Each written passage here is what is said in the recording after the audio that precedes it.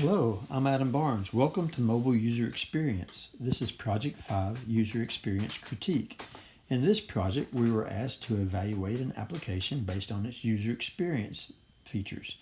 The application is Transport Empire. It appears to be an interactive game set in the days of rail and steamship and zeppelins, of course.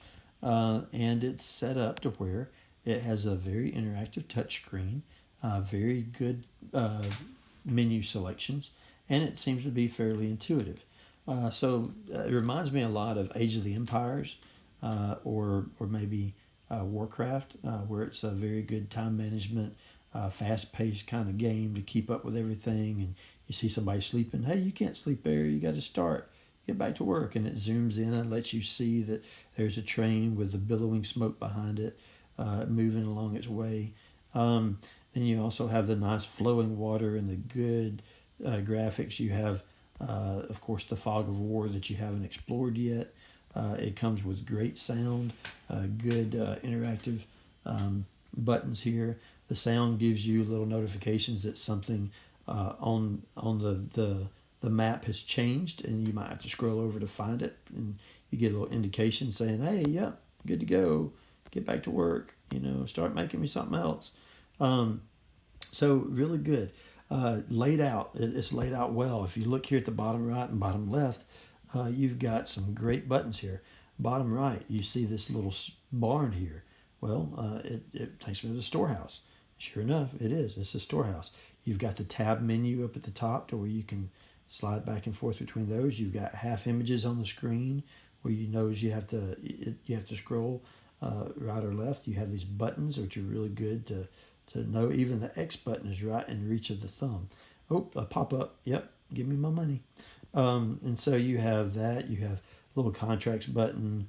You have the rail button, which means build a road. You have the little racing flags button, which is competition. You have to be at level 7, but it's a competition that you can hone your skills. Over here on the left, you've got the hammer and the wrench, which means build something. And sure enough, you can build a train, a carriage, a steamship, an airship. I mean, just look at all the things that you have to select from. Even the up and down arrow lets you know that it's a scrolling. Still, you have your X right here.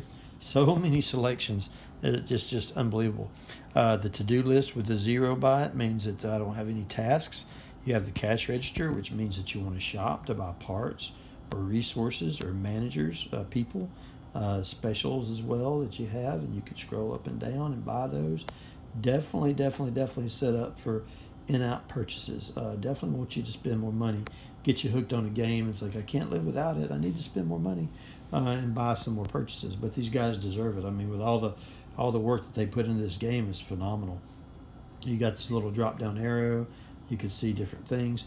The infrequently used items are up here at the top in the middle, where you can check your silver and gold in the bank, and then you have this little blueprint button, which means research, and then you have this little gear button, which is a slide out for settings. Makes sense. It's the settings. Change your settings. You can change your settings. You can choose to take a screenshot and share it with your friends. You can zoom in and out. Now, the one that doesn't make sense out of all these buttons, everything else relates to a real world device. It correlates to something that you would expect it to do with all these other buttons, except for this little present here. That little present means log on to Facebook. I don't understand why that present would be log on to Facebook.